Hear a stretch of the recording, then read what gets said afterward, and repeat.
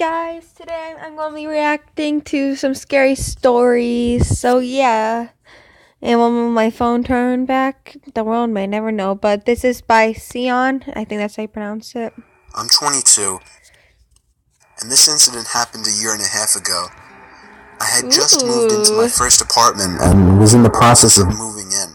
That's nice. The That's door a nice that led to my apartment. apartment locks itself automatically when closed.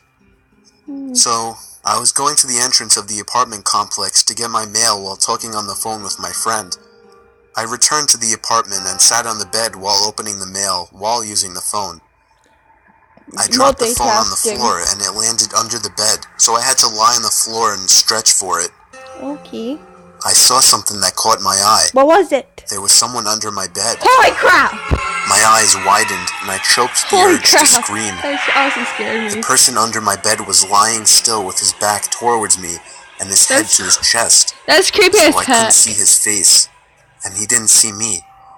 Trying to be rational while so many thoughts rushed through my head, I picked up the phone, said, "Sorry, I dropped my phone. I'm just gonna take a shower and call you back."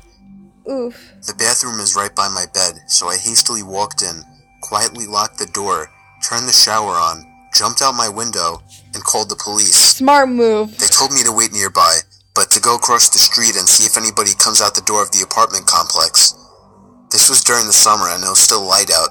That's good. I placed myself across the street, hiding behind a car while watching my open bathroom window and the entry door. I called my friend and he came over just before the police. I gave them my keys and they went inside. Only moments later, two cops came out holding a thin and tired-looking man. His eyes looked crazy, but he didn't try to get away.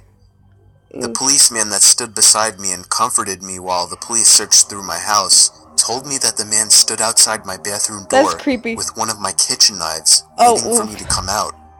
Oof, I would not want to mess with him. This man had somehow crept in my entry door while I was getting my mail and hid under the bed. I'm kidding. I actually like to mess with him. The man that was trying to hurt me turned out to be a homeless person and was placed in a mental hospital.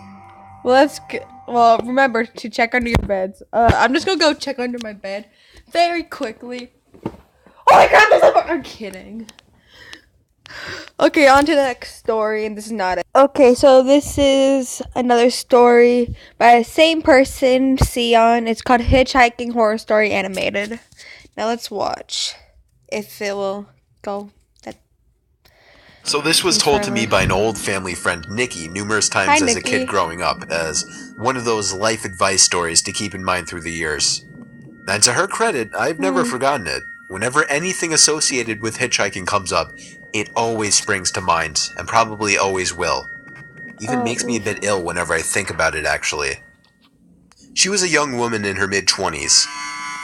She's one of those real, kind-hearted souls, always willing to help another out in a time of need, you know? And I can't imagine her being anything other than that when she was younger, so I totally see her doing this too.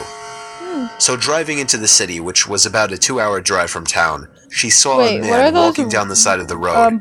As she neared, he turned and, in typical hitchhiker manner, stuck out the old arm and thumb.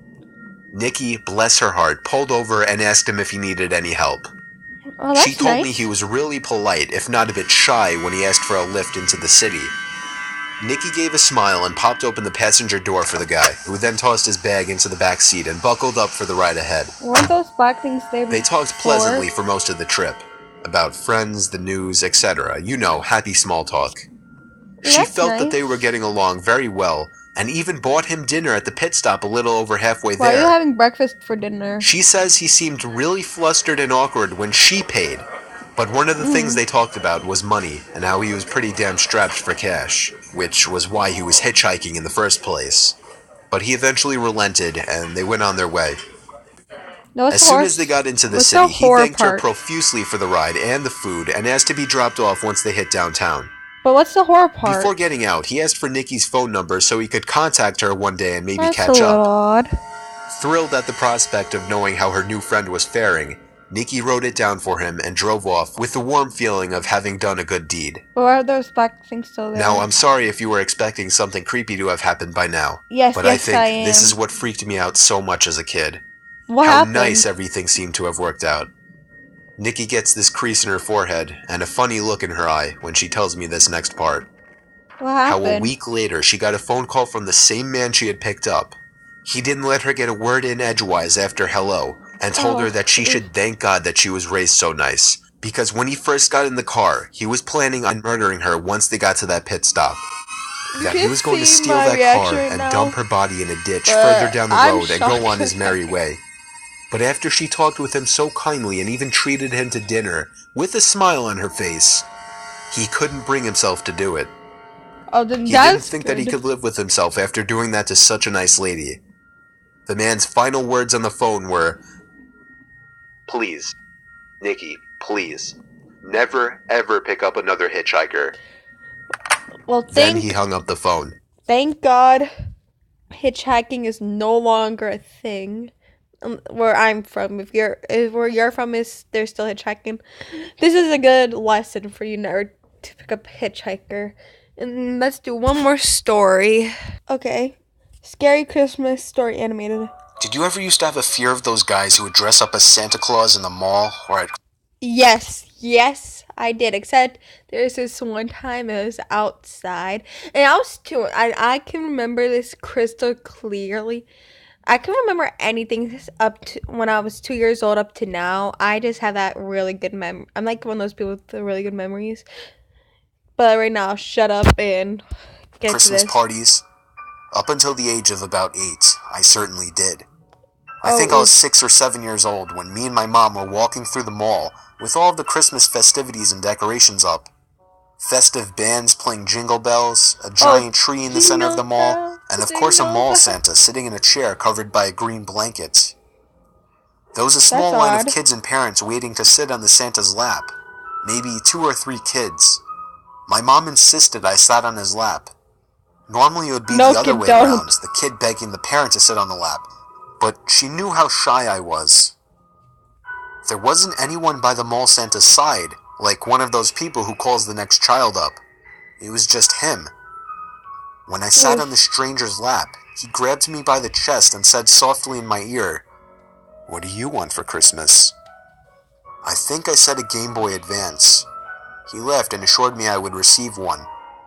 Then, for whatever reason, my mom walked up to the Santa and said something quietly to him. He chuckled in response to whatever she said and then said no problem. My mom told me to wait there by the Santa for a few minutes until she came back. At this point, there were no more kids waiting to sit on his lap, so his attention was directed at me. What's the mom doing? He told me to come over and sit on his lap again. I somehow obeyed, despite my fear of Santa Claus. When I sat on his lap, he pulled me closer to him so that my back was leaning on him. When I think back on this moment now, it's all the more painful and creepy. He then whispered in my ear that he had a Game Boy Advance outside by his sled, and if I followed him, I would get it right now and wouldn't have to wait until Christmas. My fear suddenly turned to excitement as I believed him. We both stepped off the chair, and I followed him down one of the exit hallways. But halfway through, he stopped and told me we should take a bathroom break first. We stepped into the bathroom, and he quickly locked the door. I turned and looked at him as he looked at me. But before anything else could happen, there was a frantic banging at the door. Somebody on the other side was yelling to open up. The Santa opened the door, and a man pulled him out and shoved him. The man then escorted me back to the center of the mall, asking me where my mom went. I watched as a fake Santa casually walked out the exit door and out of my sight. What? When my mom came back, the man explained everything. I'm pretty sure he was watching the whole time. So he and my mom asked around to see if the mall hired any mall Santas for the day. They did not. Whoever that was just a pervert dressed as Santa to get kids to sit on his lap and possibly wait for a perfect opportunity to snatch one, just like he almost did me. What? Oh, wow.